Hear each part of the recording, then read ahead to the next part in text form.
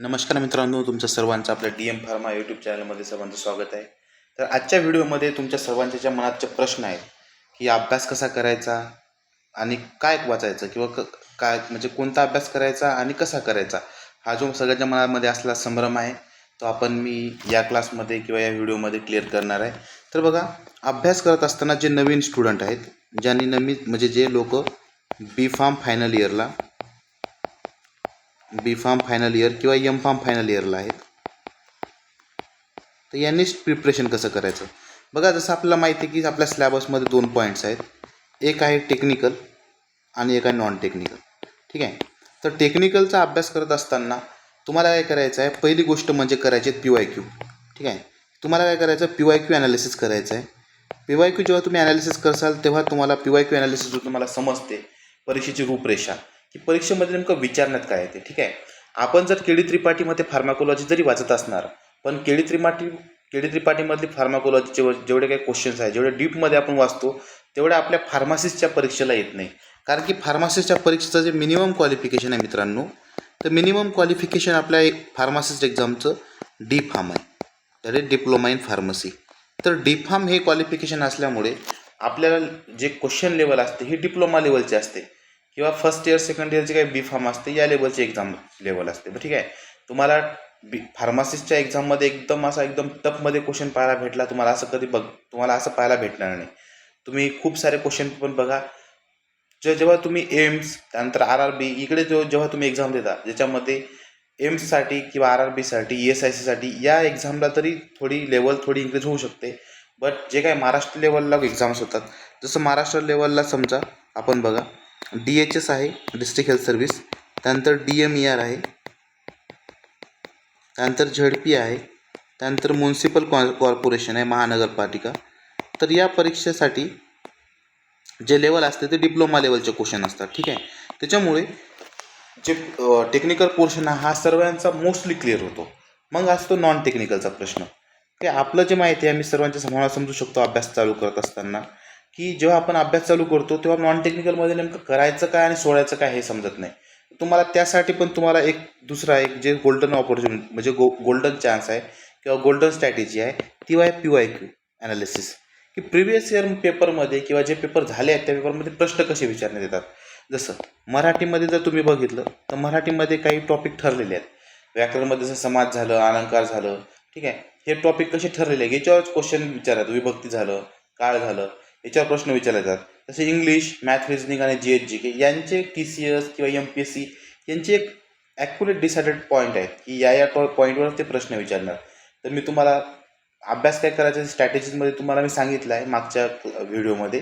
तर तुम्हाला इथे काय करायचं आहे की प्रिपरेशन स्टार्ट कसं करायचं. तर तुम्हाला प्रिपरेशन स्टार्ट करताना तुम्ही नॉन टेक्निकल आणि टेक्निकल या दोन्ही सब्जेक्टचं सामंजस्य साधून किंवा या दोन्ही सब्जेक्टला सोबत घेऊन अभ्यास करायचा आहे. बघा, जास्त महत्त्व जर तुम्ही समजा DHSला प्रिपेअर करताय किंवा बाकी एक्झामसोबत प्रिपेअर करताय, एक क्वेश्चन आस्किंग जो पॅटर्न आहे, म्हणजे जसं समजा आता DHSसाठी 80-20 आहे. ठीक आहे. तर आपल्याला माहीत जर आहे की टेक्निकल क्वेश्चन हे 20 विचारणार आहे आणि टेक्निकल क्वेश्चन हे 80 विचारणार आहे आणि नॉन टेक्निकल क्वेश्चन हे जर 20 विचारणार आहे, तर आपला जे मोस्ट बेसिक फोकस आहे हे टेक्निकलवर असायला पाहिजे. ठीक आहे. टेक्निकलवर तुम्हाला सॉल्व करत असताना बघा, टेक्निकलसाठी आपल्या नोट्स ज्या आहेत, ज्या आपल्या DM फार्माच्या नोट्स आहेत. ठीक आहे. DM फार्माच्या ज्या काही नोट्स आहेत, तुम्ही नोट्ससाठी मला मॅसेज करू शकता 9561318421 या नंबरवर. मी तुम्हाला सॅम्पल नोट्स पाठवून देईन. बघा, नोट्स सफिशियंट आहेत. मग तुम्हाला नोट्स सोडून जर काय अभ्यास करायचा असेल तर तुम्ही डिप्लोमाचे काही जे बुक्स आहेत, ठीक आहे, डिप्लोमाचे बुक जे आहेत, जसं समजा डिप्लोमाच्या बुक्समध्ये जर बोललं तर कुचेकर सरांचं बुक आहे लॉ अँड एथिक्स. त्यानंतर RM मेहता सरांचं बुक आहे फार्मास्युटिक्सचं. ठीक आहे. फार्मास्युटिक्स या सब्जेक्टमधून तुम्हाला फक्त 2-3 गोष्टी करायच्या आहेत. एक करायचे आहेत युनिट ऑपरेशन्स, जे समजा आपलं युनिट ऑपरेशनमध्ये जसं टॅब्लेट क्रॉसिंग झालं, त्यानंतर साईज रिडक्शन झालं, साईज सेपरेशन झालं, हे तुम्हाला युनिट ऑपरेशन्स करायचे आहेत कंप्लीट. आणि युनिट ऑपरेशनसोबत तुम्हाला करायचे आहेत डोसेज फॉर्म. ठीक आहे. युनिट ऑपरेशन आणि डोसेज फॉर्म जर सोडलं तुम्हाला याच्यावरचा तुम्हाला बाकीचा फार्मास्युटिक्समधला कोणताही क्वेश्चन विचारण्यात येत नाही. ठीक आहे, कारण की सिलेबस तेवढा नॅरो आहे. युनिट ऑपरेशन्स आणि डोसेज फॉर्म करायचे. त्यानंतर हे तुम्ही दोन जर बघितलं तर तुम्हाला सांगितलं आहे मी बुक लिस्टमध्ये जो बुक लिस्टवाला जो आपला व्हिडिओ आहे त्याच्यामध्ये तुम्हाला बुक लिस्ट मी शेअर केलेलीच आहे. हे तुम्हाला असं प्रिपरेशन करत असताना टेक्निकल सोबतच तुम्हाला म्हणजे टेक्निकल सोबत नॉन टेक्निकल हे दोन्ही पण सब्जेक्ट तुम्हाला काय करायचे आहेत कोरिलेटेड किंवा एकमेकांसोबत सामंजस्य साधून किंवा आपण म्हणतो याच्यासोबत कंपॅरिझन करता. जर आपण टेक्निकलचा अभ्यास करतो तर नॉन टेक्निकल आपण इझी घ्यायचं नाही. म्हणजे तुम्ही टेक्निकल आणि नॉन टेक्निकल या दोन्ही सब्जेक्टला कोण्याच सब्जेक्टला हलक्यात न घेता तुम्हाला अभ्यास करायचा आहे. ठीक आहे, नॉन टेक्निकलला पण तेवढंच महत्त्व द्यायचं आहे, टेक्निकलला पण तेवढंच महत्त्व द्यायचं आहे. आणि आपला जो टार्गेट ठेवायचा आहे अभ्यास करत असताना किंवा क्वेश्चन सॉल्व करत असताना तर अभ्यास ठेवायचा 80+. ठीक आहे, टार्गेट ठेवायचं 80+. बघा तुम्ही तुमच्या जे कट ऑफ आहे कट ऑफवर जास्त विश्वास न ठेवता किंवा कट ऑफवर जास्त प्रेडिक्शन न करता आपल्याला काय करायचं फक्त एकाच गोष्टीवर फोकस करायचं, that is a question solving. ठीक आहे, क्वेश्चन सॉल्विंग मी तुम्हाला नेहमीच सांगत असतो क्लासमध्ये पण तुम्हाला फक्त क्वेश्चन सॉल्विंग ॲप्रोच जो आहे तुमचा क्वेश्चन सॉल्विंगवर तुम्हाला काय करायचं आहे फोकस करायचं आहे. ठीक आहे, क्वेश्चन सॉल्विंग करायचं जर तुमचा 80+ स्कोर जर येतो आहे तुमच्या जे काही तुम्ही समजा एक्झाम देता की जे आपण समजा PYQ तुम्हाला प्रॅक्टिस देतो PYQ बँकला जर तुमची 80+ येतात तर तुम्ही 100% सेफ स्कोअरमध्ये आहे. ठीक आहे, किंवा तुम्ही सेफ डिव्हिजनमध्ये आहे, सेफ डिव्हिजनमध्ये येऊ शकतो तुम्ही, तुमचं 100% होणार. 80+ आपला टेक्निकल आणि नॉन टेक्निकल करून आपलं 80+ क्वेश्चन हे आपले सॉल्व करणं झालेच पाहिजे. याच्यावर आपल्याला फोकस करायचा आहे. त्यानंतर हाऊ टू प्रिपेअर. ठीक आहे, हा बघा हाऊ टू प्रिपेअरचा हा क्वेश्चनचा आपला आन्सर भेटला आहे. दुसरा जो क्वेश्चन आहे हाऊ टू प्रिपेअर, तर प्रिपरेशन स्टार्ट कसं करायचं. बघा सगळ्यांच्या मनामध्ये एकदम जनरल क्वेश्चन आहे की प्रिपरेशन स्टार्ट कसं करायचं, प्रिपरेशन कुठून स्टार्ट करायचं नेमकं. तर बघा तुम्ही प्रिपरेशन स्टार्ट करण्यासाठी आपले एक तर बॅचला जॉईन होऊ शकता की जे मी तुम्हाला बेसिकपासून स्टार्ट घेणार कसं होऊ शकते.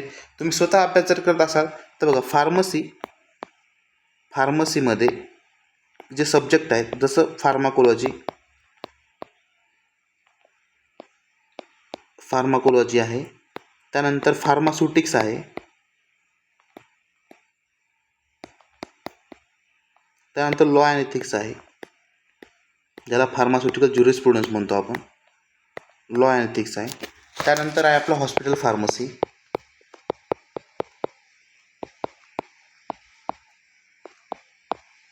त्यानंतर आहे क्लिनिकल फार्मसी,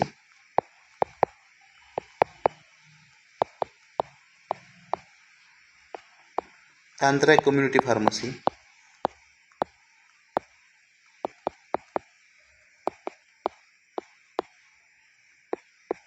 आणि एक सब्जेक्ट आहे DSBM drug store business management. आता बघा नवीन सिलेबसनुसार DSBM जरी वगळण्यात आला हा सब्जेक्ट तरी तुमच्या आपले जे कॉम्पिटेटिव्ह एक्झामिनर आहेत किंवा जे क्वेश्चन सेट करतात त्यांच्यासाठी सगळ्यात फेवरेट सब्जेक्ट हा DSBM असतो. आता बघा आपण काय करत असतो अभ्यास करत असताना मेजर जे सब्जेक्ट आहे जसं फार्माकोलॉजी झालं, त्यानंतर फार्मास्युटिक्स झालं, लॉ अँड एथिक्स झालं, फार्मास्युटिकल केमिस्ट्री झालं, त्यानंतर आपण जे हर्बल ड्रग जे वगैरे जे आहेत समजा HDT हर्बल ड्रग टेक्नॉलॉजी, त्यानंतर बाकीचे सब्जेक्ट आहेत म्हणजे मेजर सब्जेक्ट आहे त्याच्यावर आपण जास्त फोकस करतो. ठीक आहे, फार्माकोग्नसी झालं या सब्जेक्टवर आपण जास्त फोकस करतो. पण आपण अभ्यास करताना एक गोष्ट निग्लेक्ट करतो म्हणजे जे स्टार्टिंगला अभ्यास करतात ते हे सब्जेक्ट. ठीक आहे, आपल्याला वाटते काय प्रश्न येणार आहे hospital pharmacy, clinical pharmacy, community pharmacy, DSBM म्हणून.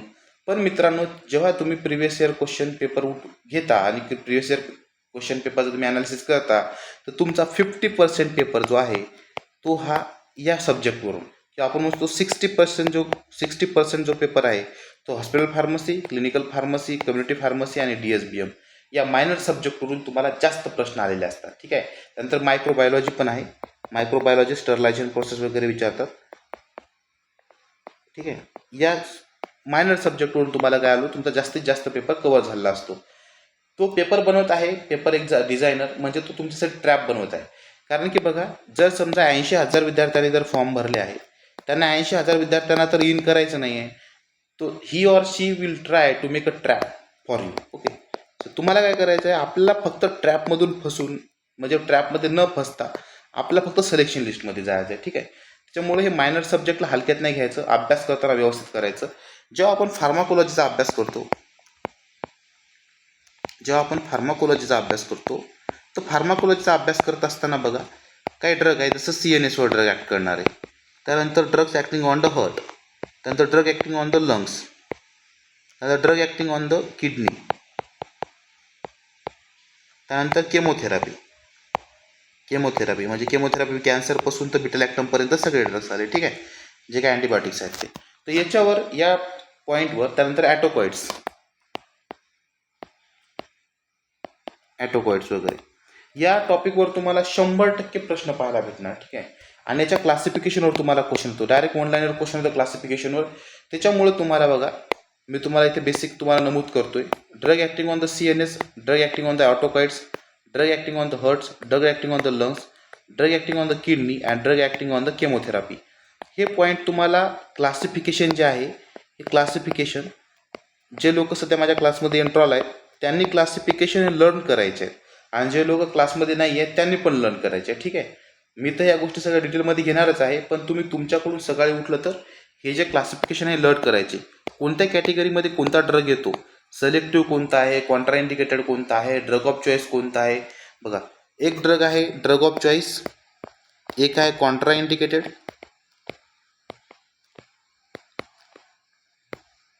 त्यानंतर याची ADR कॉमन ADR, त्यानंतर या लक्षात ठेवायचं आहे तुम्हाला याचं ड्रग इंटरॅक्शन, की कोण्या ड्रगसोबत कसं इंटरॅक्शन होते, इंटरॅक्शन झाल्याच्यानंतर जे इफेक्ट होतात, जसं सिनर्जिझम आहे, सिनर्जिझम कोण्या ड्रगसोबत ॲक्ट होणार, अँटागोनिझम, त्यानंतर ॲडिटिव्ह इफेक्ट. तर हे तुम्हाला जे ड्रग इंटरॅक्शनचे जे रिॲक्शन्स असतील याच्या तुम्हाला म्हणजे ओव्हरऑल इन्फॉर्मेशन या कॅटेगरीची CNS, autacoids, heart, lungs, kidney आणि केमोथेरपी या कॅटेगरीमधल्या ड्रगची तुम्हाला फार्माकोलॉजीवर इन्फॉर्मेशन एवढी असली पाहिजे. त्यानंतर जो एक कॉमन क्वेश्चन आहे सर्व मित्रांचा, की सर आम्ही सध्या B.Pharm आहे, सध्या आम्ही B.Pharmला आहे, सध्या आम्ही डिप्लोमाला आहे, तर आम्ही अभ्यास कसा चालू करायचा, की आम्हाला कसं आहे आता समजा आमच्याकडे फायनान्शियल कंडिशन पण आहे, ठीक आहे. सर्वांच्या मनामध्ये हा एकदम जनरल प्रश्न असतो की सर आमच्याकडे आता फायनान्शियल कंडिशन आहे, आमच्या घरच्यांनी एवढं आम्हाला B.Pharmसाठी M.Pharmसाठी जेवढे पैसे लावले आहेत, आणि आता आम्ही काय लायब्ररीमध्ये बसून अभ्यास करायचा का. तर बघा मित्रांनो, लायब्ररीमध्ये बसून अभ्यास जो करतो ना त्याचं सिलेक्शन होते, प्रोबॅबली मोस्ट चान्सेस त्याचे असतात. काही लोक हार्डवर्कने ते पण करतात की जॉब करून अभ्यास पण करतात, जॉब करून अभ्यास पण होते, पण तुम्हाला तुमचं टाईम मॅनेजमेंट जे आहे, जॉबसाठी टाईम स्पेशल ठेवणे, त्यानंतर स्वतःच्या अभ्यासासाठी टाईम वेगळं ठेवणे. जे लोक जॉबवर आहेत त्यांच्यासाठी खूप महत्त्वाची एक तुम्हाला गोष्ट सांगतो, तुम्ही जॉबसाठी किती जर केलं तर ठीक आहे, तर कंपनीला फक्त एकच गोष्टीचा घेणं असते, ते म्हणजे प्रॉफिट. तुम्ही तुमच्या करिअर बर्बाद करू नका कंपनीच्या टायमासाठी, ठीक आहे. म्हणजे मला असं नाही म्हणायचं आहे तुम्ही जॉबवर दुर्लक्ष करा, जॉबवर तुम्ही 100% फोकस करा, पण तुम्ही जॉबच्या टायमामध्ये जॉब करा. घरी आल्याच्या नंतर जो तुमचा पिरियड आहे, ज्या पिरियडमध्ये तुम्हाला अभ्यास करायला पाहिजे मित्रांनो, त्या पिरियडमध्ये फक्त तुम्ही अभ्यास करायला पाहिजे, जेणेकरून तुमचा रिझल्ट कुठेही जाणार नाही, ठीक आहे. जॉबवाल्यांसाठी ही एक गोष्ट. त्यानंतर जे लोक आहेत, ज्या लोकांना नेमकं B.Pharm किंवा M.Pharmच्या फायनल इयरला किंवा फायनल सेमला, ठीक आहे, आता या लोकांना खूप जास्त कन्फ्युजन असते की सर आम्ही जॉब करू की अभ्यास करू. आम्हाला खूप कन्फ्युजन आहे, कारण की DHSची ॲड कधी येणार हे पण माहीत नाही. आपण प्रिपरेशन करत असताना निगेटिव्हिटी आपल्या सराउंडिंगने सगळीकडेच असते, पण जो माणूस निगेटिव्हिटी क्रॉस करून जो माणूस समोर निघतो तो माणूस सिलेक्शन लिस्टमध्ये दिसतो मित्रांनो. त्याच्यामुळे तुम्हाला या गोष्टी बघायच्या आहे. आता मी तुम्हाला माझी थोडी हिस्ट्री सांगतो की तुम्ही मला का ॲज अ मेंटर म्हणून चूज करायला पाहिजे, माझ्यामध्ये काय क्वालिटीज आहेत, ठीक आहे. Why will you choose to me as your mentor. तर यात तुम्हाला हा जो प्रश्न आहे, तुम्हाला प्रश्न नाही आहे, मी खूप तुमचा ऋणी आहे की तुम्ही सर्वांनी माझ्यावर एकदम विश्वास ठेवून तुम्ही मला तुमचा मेंटर म्हणून चूज केला आहे. पण जे समजा नवीन व्ह्यूअर आहेत किंवा ज्या लोकांना समजा प्रश्न आहे की सरांनाच आपण का चूज करायला पाहिजे, वाय मी, तर याचं मी तुम्हाला माझा एक शॉर्टमध्ये तुम्हाला इंट्रोडक्शन देतो. बघा, मी दुर्गेश गावंडे.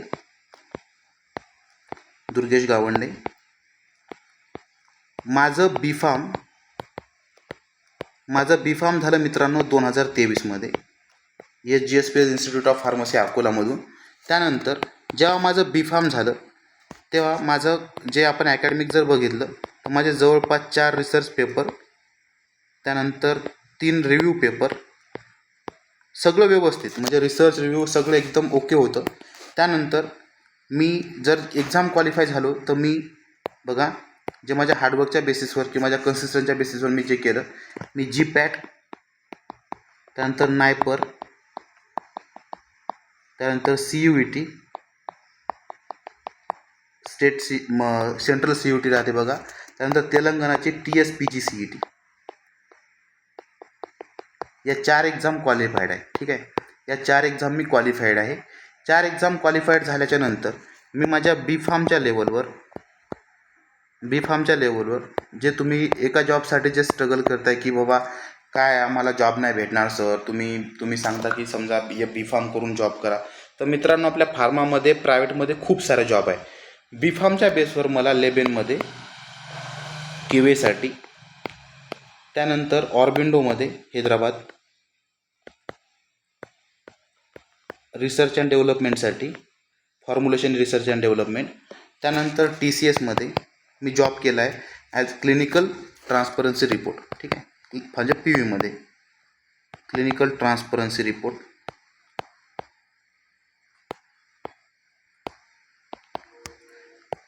त्यानंतर ॲक्सिस लॅब्समध्ये मी क्लिनिकल रिसर्च कोऑर्डिनेटर, या एवढ्या रोलसाठी सिलेक्टेड आहे. ठीक आहे, एवढ्या रोलसाठी मी सिलेक्टेड आहे. लेबेनमध्ये, ऑर्बिंडोमध्ये, TCSमध्ये आणि ॲक्सिसमध्ये. जेव्हा माझं बी फार्म झालं तेव्हा बी फार्म झाल्याच्यानंतर मी TCSमध्ये PVमध्ये जॉब केला 6 महिने. 6 महिने जॉब केल्याच्यानंतर मला त्या जॉबमध्ये सॅटिस्फिकेशन नाही वाटलं, की म्हणजे असं कुठेतरी मला फील होत होतं की बाबा म्हणजे एवढं सारा आपण अभ्यास करून फक्त कम्प्युटरवर काम करण्यासाठी आपल्या समजा आहे का, की आपण फक्त आपल्यामध्ये एवढंच लिहिलेलं आहे का. तर मला माझ्या कुठेतरी म्हणजे माझ्याकडे जे पोटेन्शियल आहे याच्यावर मला कुठेतरी क्वेश्चन येत होता, की मला नव्हतं फील होत की की मला इथेच जॉब करायची आयुष्यभरामध्ये. ठीक आहे, तर मी ती गोष्ट TCS सारखी, म्हणजे TCS सगळ्यासाठी तुम्हाला माहीत आहे ड्रीम जॉब आहे सगळ्या फार्मा ॲस्पिरंटसाठी, की जे लोक बी फार्म फायनल इयरला आहेत. त्या टाईमला मी TCS फक्त 4 महिने जॉब करून सोडून दिली. ठीक आहे, जेव्हा मी TCS जॉब सोडून दिली तेव्हा माझ्यामध्ये सतत माझ्या मनामध्ये प्रश्न होता की मी जो निर्णय घेतला आहे, ठीक आहे, जो निर्णय मी घेतला आहे तो खरंच योग्य आहे का, खरंच मी कॉम्पिटेटिव्ह एक्झाममध्ये उतरतोय की ठीक आहे, मी समजा कॉर्पोरेट जॉब सोडून मी कॉम्पिटेटिव्हमध्ये उतरलो तर मी कॉम्पिटेटिव्हमध्ये स्वतःला हे करून पाहिल का. तर जसं मी 2023मध्ये माझं बी फार्म झालं तर मी 2023लाच मी M.Pharmसाठी ॲडमिशन घेतलं फार्माकोलॉजीमध्ये.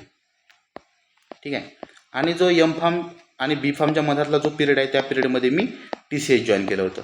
जसं माझं M.Pharmला ॲडमिशन झालं तसं मी TCSला रिझाईन केलं आणि खूप मोठं म्हणजे एक डिसिजन घेतलं, जे तुम्ही स्वतः डिसिजन घेणार आहे की आपल्याला नेमकं करायचं काय, आपलं डिसिजन काय आहे. तर ठीक आहे, मला माहीत होतं आपल्या स्वतःवर आत्मविश्वास असेल आणि आपल्यामध्ये स्वतःवर आत्मविश्वास असले, समजा सेल्फ कॉन्फिडन्स, आणि आपल्यामध्ये हार्डवर्क करण्याची म्हणजे मेहनत जर असेल किंवा हार्डवर्क करण्याची तयारी असेल ना, त्याच्या जगामध्ये काहीच इम्पॉसिबल नाही आहे. सगळ्या गोष्टी तुम्ही करू शकता.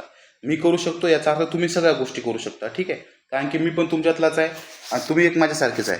तर बघा, 2023ला मी M.Pharm स्टार्ट केलं, 2025ला माझं M.Pharm संपलं. ठीक आहे, M.Pharm संपल्याच्यानंतर सर्वांच्या मनामध्ये एकच प्रश्न राहतो की आता जॉब करायची. ठीक आहे, त्यानंतर माझं M.Pharm झाल्याच्यानंतर मी जेव्हा जे माझे मित्र आहेत, मैत्रिणी आहेत, त्यांना माहिती आहे मी किती फिरलो होते M.Pharmच्या नंतर. M.Pharm आमचं म्हणजे थेसिस वगैरे सबमिट झालं होतं एप्रिलमध्ये आणि मेमध्ये निघले होते DMERचे फॉर्म. ठीक आहे, मेमध्ये निघले होते DMERचे फॉर्म. तर मेमध्ये फॉर्म DMERचे निघाल्याच्यानंतर मी DMERचे फॉर्म भरल्याच्यानंतर बघा किती म्हणजे कोणकोणत्या जॉबला सिलेक्ट झालो. नोव्हा बायोमध्ये मी रेग्युलेटरी अफेअर्ससाठी सिलेक्टेड झालो होतो. त्यानंतर क्लिनिफेक्स लॅबसाठी क्लिनिकल रिसर्च असोसिएटेड या पदासाठी सिलेक्टेड झालो होतो. त्यानंतर मी कॉलेजेसमध्ये म्हणलं तर अग्रोत्री झालं वर्धा, दत्ता मेघे वर्धा, सारसम कॉलेज पुणे, श्रद्धा इन्स्टिट्यूट वाशिम, विदर्भ इन्स्टिट्यूट वाशिम, त्यानंतर श्रीनाथ कॉलेज संभाजीनगर, गीतादेवी खंडेलवालला मी लास्टला जॉब केली. तर मी एवढ्या जॉबसाठी सिलेक्टेड आहे. म्हणजे जवळपास हे जे आता मी DMER जॉईन करतोय तर हे माझं सिलेक्टेड जॉब म्हटलं तर माझी 14वी जॉब आहे. ठीक आहे, तर बघा तुमच्यासाठी इम्पॉसिबल काहीच नाही आहे. तर मी एवढ्या जॉबसाठी सिलेक्टेड होऊन पण मी एक पण जॉब जॉईन नाही केली का, कारण की मनामध्ये कुठेतरी माझ्या खंत होती की मी जर TCS जर मला समजा सोडायची जाती, मी TCS सोडून जर समजा जॉब अभ्यास करायसाठी आलो आहे, तर मग TCS मध्ये असं काय वाईट होतं की मी समजा एवढं सगळं सोडून आता पुन्हा मी कॉर्पोरेट जॉईन करतो. तर मला माझ्यासाठी माझे तथ्य मला कुठेतरी पटत नव्हते की म्हणजे जी गोष्ट मी सोडून आलो ती गोष्ट मला पुन्हा जॉईन करायची नव्हती. तेवढ्या सगळ्या गोष्टीला मी काय केलं, मी या गोष्टीला जॉईनिंगच घेतली नाही. ठीक आहे, या सगळ्या जॉबला जॉईनिंग नाही घेतली. आणि मित्रांनो, माझं मी मे महिन्यापासून मे, जून, जुलै आणि ऑगस्ट आणि सप्टेंबर एवढा महिने मी अभ्यास केला. एकदम कन्सिस्टन्सीने डेली भराचा बरोबर शेड्यूल मेंटेन करून जून, जुलै, ऑगस्ट आणि सप्टेंबर या महिन्यामध्ये अभ्यास केला. आणि सप्टेंबरच्या 24 तारखेला माझी एक्झाम होती लास्ट शिफ्टला. तर मी माझ्या एक्झामला जेव्हा मी एक्झाम दिली तेव्हा माझ्या एक्झाममध्ये माझे 80 प्रश्न बरोबर आले पहिले आन्सर केला. आणि 80 प्रश्न बरोबर आल्याच्या नंतर मी सध्या DMERच्या जेव्हा तुम्ही मेरिट लिस्ट बघलीच असणार सगळ्यांनी, तर मी मेरिट लिस्टमध्ये माझे राज्यामधून 21वे रँक आणि SCBC ज्या प्रवर्गातून मी फॉर्म भरला होता तर SCBC मधून माझी 2nd रँक आहे. तर बघा मित्रांनो, मी जर करू शकतो तर तुम्ही पण करू शकता. तुम्हाला फक्त तुमच्या निर्णयावर तुम्हाला ठाम राहायचं आहे आणि तुम्हाला फक्त अभ्यासामध्ये कशी कन्सिस्टन्सी ठेवायची आहे. तर बघा, मी एवढे साऱ्या म्हणजे सगळ्या गोष्टी इलिजिबल आहे. आणि मी इलिजिबल असून जे माझे स्टुडंट वगैरे आहेत, जसं मी गीतादेवी खंडेलवाला काही दिवस जॉब केली, तर सगळ्यांना माहिती की माझी कॅपॅसिटी काय आहे, म्हणजे मी तुम्हाला कोण्या प्रकारे गाईड करू शकतो. सो माझ्याकडे एवढे काही क्वालिफिकेशन्स आहे, माझ्याकडे एवढ्या स्किल्स आहेत. या स्किल्स आणि या नॉलेजच्या बेसवर मी तुम्हाला ॲज अ मेंटर म्हणून मी तुमचा ॲज अ मेंटर म्हणून काम करतो आहे तुमच्या फार्मासिस्ट DHS या पदासाठी. ठीक आहे, DHS फार्मासिस्ट या पदासाठी मी काय करतो आहे, तुम्हाला गाईड करतो आहे. तर बघा, DHS फार्मासिस्टसाठी मी तुम्हाला गाईड जर करत असेल तर मी 1 वर्ष ते 1.5 वर्ष टेक्निकल जेवढं वाचलं तेवढं नॉन टेक्निकल पण मी परफेक्ट केलं आहे. ठीक आहे, नॉन टेक्निकल मला सर्वच जमते, मराठी, इंग्लिश, मॅथ, रिजनिंग आणि GH एकदम सगळ्या सब्जेक्टवर माझा हँड आहे. तर तेव्हाच माझे 80 प्रश्न बरोबर आहेत मित्रांनो. तर तुम्हाला मी ॲज अ म्हणजे बघा, माझ्याकडे तेवढ्या क्वालिटीज आहेत की तुम्हाला मी मेंटरशिप प्रोव्हाइड करू शकेल. तर या बेसवर तुम्हाला काय करायचं आहे, जर तुम्हाला वाटत असेल की तुम्हाला प्रिपरेशन करण्यासाठी कोणाची तरी समजा सल्ला किंवा कोणाची तरी मेंटरशिप किंवा काहीतरी क्लासेसची गरज आहे, तर मी आपला जो क्लास आहे तो फक्त ॲज अ सर्व्हिस म्हणून फक्त 700 फीस ठेवली आहे. 700 फीसमध्ये तुम्हाला डेली लाईव्ह क्लासेस राहतात आपले. त्यानंतर तुम्हाला टेक्निकल आणि नॉन टेक्निकल दोन्ही पण सब्जेक्ट तुमचे या क्लासेसमध्ये कव्हर केले जातात. त्यानंतर टेक्निकल नॉन टेक्निकल झाल्याच्या नंतर तुमचं संडेला तुमचं रिव्हिजन होते एका वीकमध्ये जेवढं काय झालं आहे. त्यानंतर तुम्हाला पूर्ण प्रिंटेबल नोट्स, ते पण एकदम एक्झाम ओरिएंटेड नोट्स, तुम्हाला एक्झाम ओरिएंटेड नोट्स आणि प्रिंटेबल नोट्स, टेक्निकलच्या नोट्स, नॉन टेक्निकलच्या नोट्स, प्लस टेक्निकलची प्रिव्हियस इयर क्वेश्चन बँक आणि नॉन टेक्निकलची प्रिव्हियस इयर क्वेश्चन बँक, एवढा सगळा डेटा तुम्हाला भेटतो मित्रांनो फक्त किती रुपयाच्या फीसमध्ये, फक्त 700च्या फीसमध्ये. ठीक आहे, तर तुम्हाला ज्या लोकांना समजा किंवा जे कॅन्डिडेट्सला इंटरेस्टेड असतील म्हणजे ॲडमिशनसाठी, त्यांनी मला 9561318421 या नंबरवर मला तुम्ही मेसेज करू शकता हाय म्हणून, की जे तुम्हाला रिक्वायरमेंट असेल. नोट्स जर तुम्हाला पाहिजे असेल तर तुम्हाला नोट्स पण अवेलेबल आहेत आपल्याकडे, आणि तुम्हाला जर क्लास करायचे असेल तर क्लास पण अवेलेबल आहेत. ठीक आहे, तर जर तुम्हाला इंटरेस्ट असेल तुम्हाला मेंटरशिपची किंवा तुम्हाला प्रिपरेशन करण्यासाठी तुमच्या गरजेची, तर तुम्ही मला कॉन्टॅक्ट करू शकता. फक्त माझं म्हणायचा एकच उद्देश आहे की तुम्ही तुमच्या निर्णयावर ठाम राहा.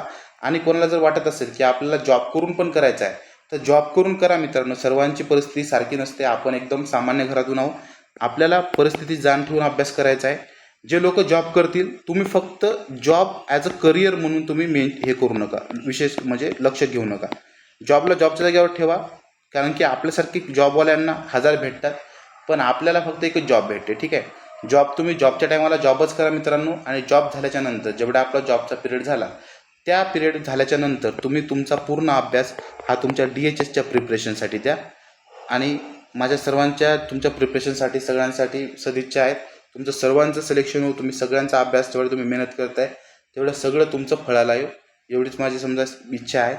जर तुम्हाला कोणाला काही माझ्यासोबत कन्व्हर्सेशन वगैरे करायचं असेल किंवा कोणाला काही जर गरज असेल काही म्हणजे गायडन्सची वगैरे, तुम्ही मला या नंबरवर तुम्ही मेसेज करू शकता. ठीक आहे, तोपर्यंत अभ्यास करा मित्रांनो. जर तुम्हाला गरज असेल तुम्ही माझ्या क्लाससोबत तुम्ही एनरोल करू शकता. थँक्यू.